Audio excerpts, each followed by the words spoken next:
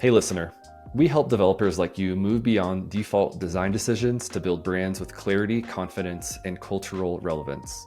Together, we help you bring a boutique hospitality mindset to multifamily, transforming every resident touchpoint from leasing to renewal into thoughtful, branded experiences. Whether it's naming, brand identities, signage, or storytelling, we build more than just a good-looking asset. We build frameworks that support velocity, ROI, and long-term value. If you're ready to ditch the templates and design with a point of view, we're ready to help. Schedule a chat with Mike and me today. Link in the comments below. On this episode, Mike and I dive into how boutique buildings can compete with the institutional comps in the area. We suggest that boutique brands need to stop playing it safe and start building emotionally resonant, culturally specific brand identities and experiences that go above and beyond the quote-unquote acceptable, just like boutique hotels do. We end the conversation with a few takeaways and invite you to dive into this conversation with us. Let's jump in. Okay, we're back at it. Another episode of Real Wins is about to blast off into the deepest depths of the universe. Mike, welcome back. Thanks for joining me. We're apparently going straight to the black hole, huh? Straight to the black hole on this one. How did you know I had a fascination with physics and like astrophysics? I have I'm listening to all the podcasts. I watch all the videos on YouTube. I learn everything I can about, black holes and Hawking radiation. And yeah, that's my bedtime stories. You know what? So have you been reading about these giant Death Stars that they're finding like 100 million light years away right now? Death Stars? I have not. No. Yeah. It's they have never seen, and this just came out literally in the last week because I find these things, and I'm not sure if you're joking, by the way, but I actually find this stuff very interesting. So there are these like stars get sucked into black holes, there's an explosion, etc. But they're now seeing brighter explosions and reactions than they've ever seen in the deepest depths of space, and they're trying to figure out what it is. It's like a new kind of reaction that's happening, and they're not sure what it is. Have you seen this yet? I actually haven't. I'm surprised I've missed it because I do. It's literally a huge fascination of mine. I'm on the JWST website every day, so I'm surprised I missed it. Yeah, I feel like I'm Katy Perry trying to describe this right now, but like it seems very fascinating. It's like they're trying to figure out what this new thing is, and obviously there's so much we don't know, but nice. I digress. All right, yes, so totally related to real estate and branding. Yes. Good so segue. we're gonna be burning like the brightest star in the galaxy on this one.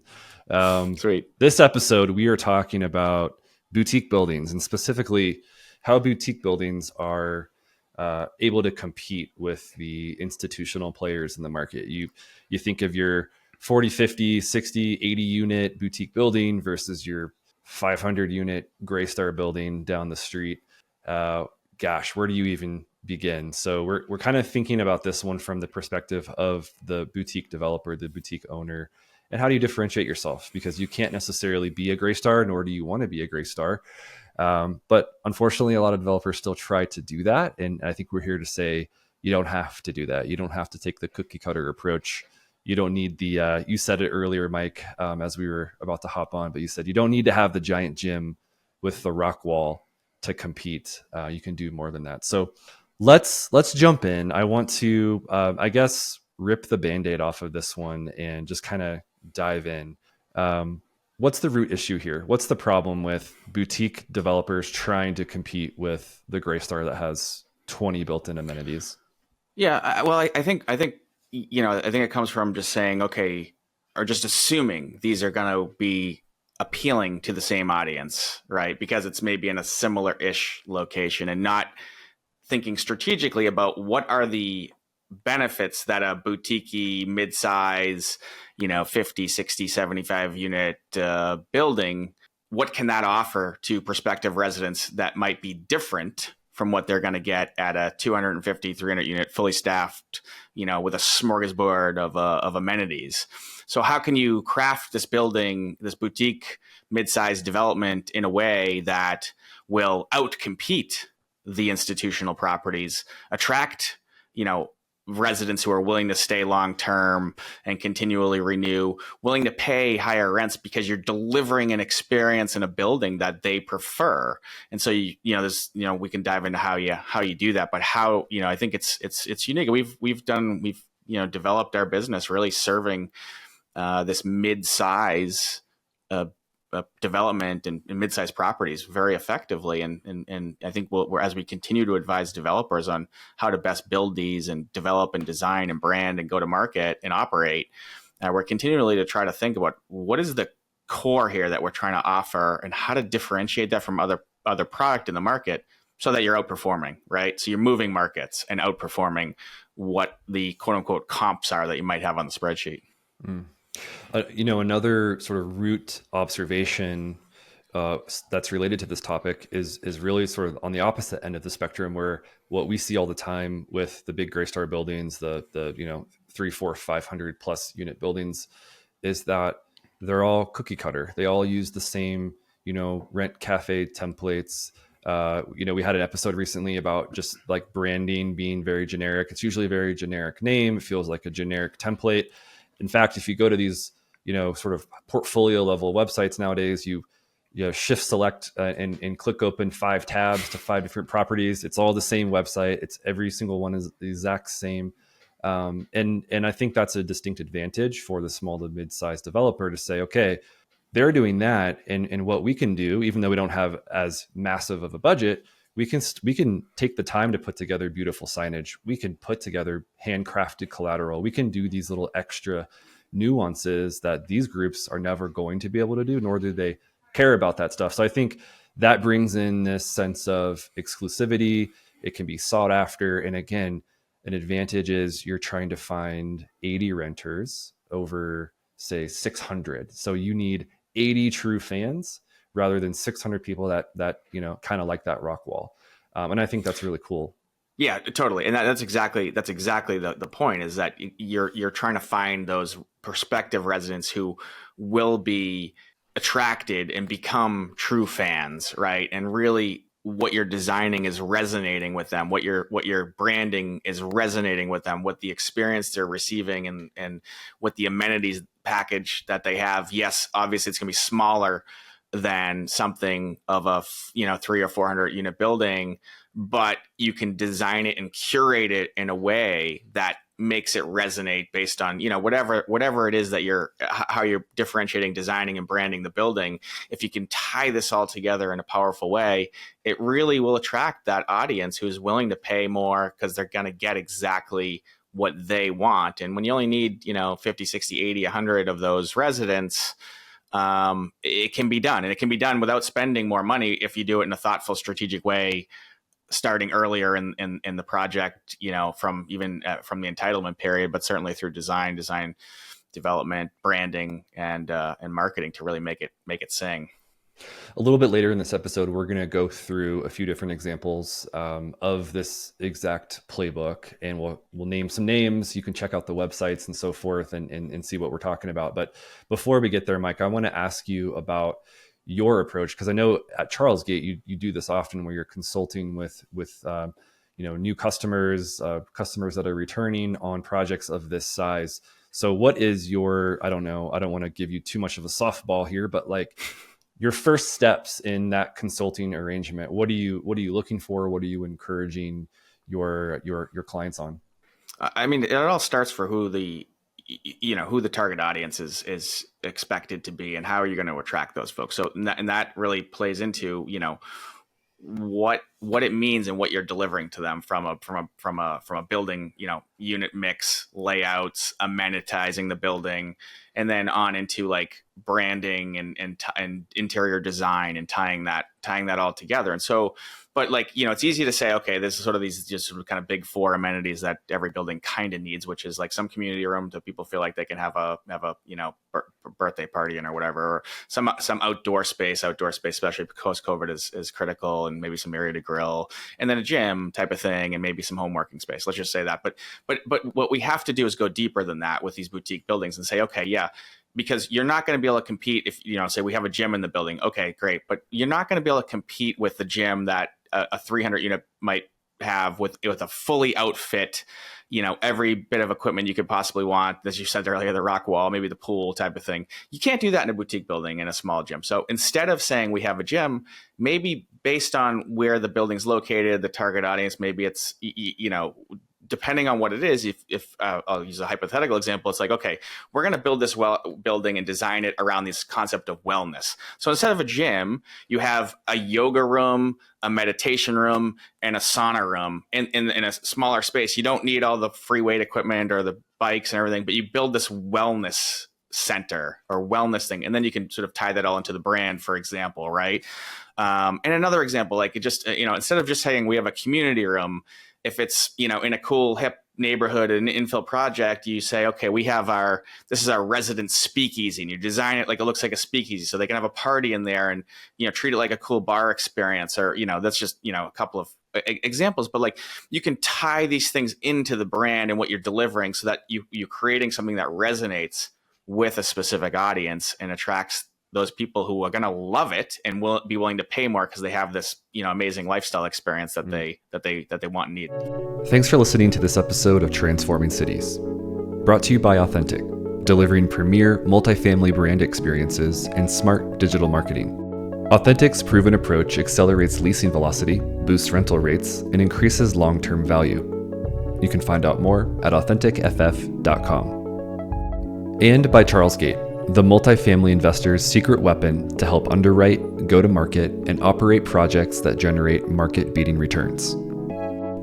With an adaptive staffing model and on-demand leasing teams, Charles Gate empowers a better resident experience at an efficient cost structure for today's owners. Visit charlesgate.com for more. In my experience, what's interesting about this synergy is that you build something that is unique. You build something, for example, like the wellness concept with these very kind of curated, bespoke spaces, as opposed to that, giant offering at a Greystar building, for example. You speak to that. You build a brand and identity around that. You position it in the market around that. You message to that, and you find these 80 true fans that want to move in and live in a space. And the interesting thing to me is that there is always this tension between, well, that feels like too much of a risk. And yet when you do take that risk, I actually cannot think of a project that we've been on where that's been the case, where the risk has been taken. There's something cool, boutique, bespoke that is developed, and then it doesn't yield a great outcome that fuels a demand engine that ultimately leases up the building very quickly. And I think that's sort of the great irony of at least multifamily product these days is developers are so scared to take that leap, and yet that leap often yields an incredible business decision at the end of the day. Yeah, look, totally. I mean, look, development is a high risk business to begin with, so like it's understandable why developers and investors want to, in their mind, reduce risk. But I think our advice, and certainly from our conversations, is the way to reduce risk is not by being bland and boring. It's by differentiating what you're bringing to market. That's how you reduce risk and increase upside, both of those things.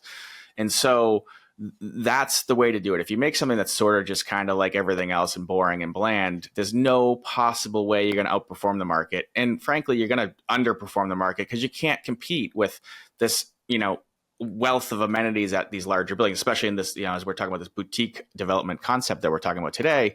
You just can't, you're not going to be able to compete. You're going to underperform the market. You're not going to be able to compete with those comps. Residents are going to go to those other buildings where they have, 4 full-time staff, concierge, and all the stuff that you're not going to be able to afford in an operating a mix in a boutique 60, 80 unit building, generally speaking. So how do you compete? How do you outcompete? How do you outperform? By going deeper into the thoughtful design and thoughtful experience that you're delivering. And so by doing that, you're actually reducing risk. And it's sort of hard to see because that's not common. But I think the best brands and the best experiences in the world are those that are differentiated. And we're not just talking about housing, but everything, hotels, beverages, shoes and sneakers and cars. All of the best ones are actually differentiated and really serve as much as possible a specific audience. And having a boutique building that is only situated in this location that your building's in and is only delivering this experience that your building delivers, if you can press into that and use it as a strength instead of a weakness, that's a powerful experience to drive NOI and drive your ultimate development success. Yeah, and it feels even saying it, I would say, can feel counterintuitive. It's kind of like, if you're in the ocean or you're swimming or whatever, it's like you have this immediate desire to like thrash and fight against the waves or the water, but actually you realize that if you just kind of go with the flow and calm down and kind of think about what you're trying to do and where you're trying to get to, it gets easier. And I think I see a lot of developers that have been thrashing against the water for way too long, and they're really fighting the currents, when I think deep down we realize if you just kind of calm down, take a look around, it actually is right in front of us. And the developers that are willing to do that are seeing a lot of success these days. For a project of this size, we're talking boutique size, you can't necessarily invest all of, these millions of dollars into a bunch of amenities, but you can invest more time, attention to detail. You can think about style more. You can think about that end user more. And that's a superpower in today's real estate market, in my opinion. Yeah. And just to be, yeah, totally. And just to be clear, like these are things that don't require much additional investment or add a lot to construction costs if you're being thoughtful about it, for example, and just thinking about, oftentimes you can sort of increase rentable square footage, reduce amenity space by building more thoughtful examples of these things, and more design oriented, more experience led amenities. And so we're not suggesting, and I'm not suggesting that we're, given, especially in the market where construction costs are where they are and everything else going on, interest rates where they are, especially today, that you have to spend more money to do this. You just have to be more thoughtful. You have to be more strategic about this from an early phase of the project development. And it can't be, to be successful and to outcompete against some of these larger projects, it can't just be like, okay, let's put a box here and how much, how many units can we fit in there? You got to be thoughtful about everything. We're talking about amenities a lot, but also the unit mix, the layouts, and how we're serving a specific market and a specific person that is more likely to live in this building, given all those factors. And so by doing that, by being thoughtful about it, it's, a way to drive much better performance, but not spend more money to deliver it. Yeah, if you think about big buildings have quartz countertops, dog runs, pool decks. If you go into, we've done this in person, Mike. You go into big buildings and the leasing teams are a team of 4 people. No one knows what's going on. They are super green. There's from end to end, there is an experience and an expectation you have, I think, when you walk into a massive building. It's very rare to walk into a big building and feel connected. Whereas, again, the superpower of the boutique building is, what is the emotional return? You're not talking about, dog walks and dog washes and pools. You're talking about south-facing windows that overlook the small, downtown corridor. Or you're talking about how, hey, right around the corner is a bakery. You can grab your coffee and donut in the mornings, or whatever that is. Your leasing teams are on demand. They're available. They're connecting with the residents in a way that probably is not happening at the big buildings, because it's more turn and burn. And so I think, just to kind of bring that point home, the big buildings have a place in the market, but the boutique buildings, we think collectively, are really positioned to do great and have great returns from a business perspective.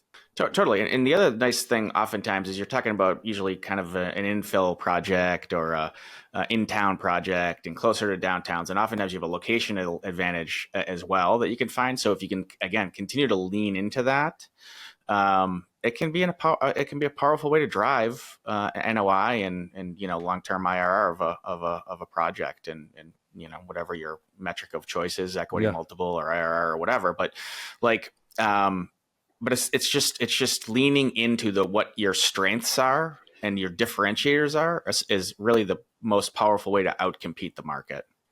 So we have a few examples. I'll just kind of go through these. The first one is called Kenton House. So again, feel free to look these up for listeners, but Kenton House is a small footprint. It is, if you go to the website, it's, kind of this idea of historic charm. It has a very stately design, from the architecture to the interiors, but the spaces themselves, it doesn't have a massive gym. It doesn't have all these amenities, but it has thoughtful meeting spaces. This is in Minnesota, so it has a room with a fireplace. So you think about kind of like cozying up with buddies in the winter, because their winters are, I think last time I checked, like 11 months long. There's a After they come lot. in for the ice fishing expedition, they can sit by the fireplace. Exactly. I think this is St. Paul, so it's in a cool little like hip area. You can kind of just like settle in. You can go walk down the street, go to a couple cool shops. The Twin Cities are notorious for having cool shops nearby, so they really leaned into that design. They leaned into the coziness. They leaned into the spaces that they were creating, and it has been very successful. So Kenton House was the first one. Another one I want to highlight is in your neck of the woods, Mike. It's called the Bond Boston. It's a project that we've been working on for a while, and I think it's awesome because it's similar, where it's inspired by nature. It really leans into this idea of being mindfully designed. They say that the difference is in the details with this one, and so we're talking about real wood finishes, tactile finishes. It's a space where you can walk into and feel like there's a ton of attention to detail, but it's also a part of the messaging, is step out the door and ride into Brighton. So it's like we're saying two things at once. We're saying, come look at our beautiful building. It's very intentional. And also we welcome you to go explore the local neighborhood. And that again, it's a superpower because there's cool stuff nearby. It's a smaller footprint, so what you're getting into. The last one is One West Drive. And I talked about this one a lot. This is one of our favorite ones in recent years, but this is at a very, very small lake town west of Minneapolis. But this is truly upscale luxury build, row homes that are just beautifully designed, similar to Kenton House, and that there's a big attention to detail in the design and the experience of it. But it touts this sort of suburban upscale living where you can have this nearby amenity set. So what I said there was nearby amenities. So you're not staying in your building to go to the gym, to do the pool, etc. You're leaving your space, you're going downtown, this small town, you're checking out coffee shops, you're going to your yoga class, but it's all built into the brand. It's built into the messaging, and it's a position that's working for all three of these examples across the country.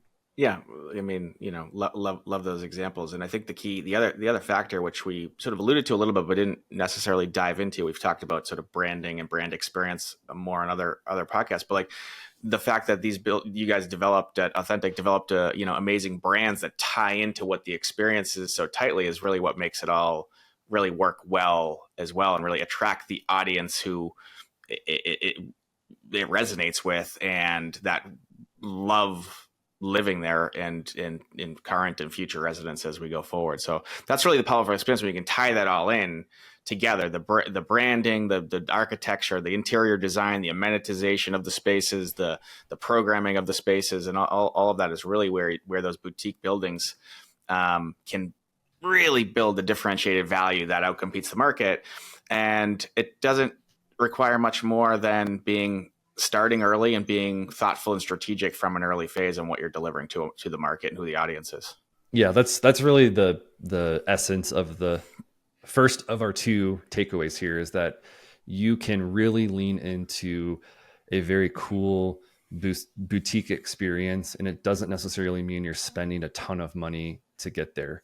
You don't have to spend the gray star budgets to get renters that love and are very vocal about enjoying your space, because we've seen it happens time and time again. We wrote down in some notes here that the kind of navy blue templates might feel safe to a developer, but it's not going to bring you 80 raving fans anytime soon. So you definitely need to lean into what can make your building unique. The second one is something that you said, Mike, and that is curation versus the smorgasbord. And I like how you said that, because you can't just throw everything at the wall like a spaghetti situation, because like we've talked about before, if you just try to do everything for everyone, you're going to walk in and it's going to feel like, well, who cares? This just feels like the other 10 buildings I've seen. I'll just add one more takeaway. What we didn't talk, we sort of mentioned it briefly ahead of time, but I think it's also important that your operator and leasing team, so your manager and leasing team, really understands what these differentiated values are, how to sell them, how to lease them as well, so that we're that's tied into this experience. And that's a critical piece of how you're outperforming the market as well, because you've got the brand, the design, the amenities, but also a team that knows how to sell it and operate in that context of a boutique project, which is very unique compared to, managing and marketing an institutional 200, 300, 400 unit project. And so that's a real key piece in terms of takeaways, to make sure that the team is prepared for how this is just a different experience from much of the rest of the market. It's a great point. Great one to end on. Mike, thank you again. This is always a good time. 3, I think, really strong takeaways for boutique developers, and hopefully some energy that we're pushing into them, saying, hey, go do it. Like take a few risks. I know you're taking lots of risks, but take a few more risks, because like I said, I can't think of a project that we've worked on where when a risk like this is taken, it does not pay off. It's usually the complete opposite.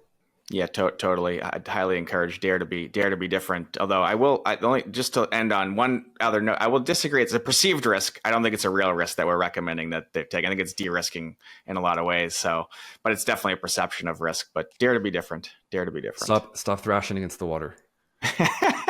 There we go. All right, Mike. Thanks again. It was a good one. All right, back to black holes. Regular schedule programming. Yes. All right. See you, Chris. See ya.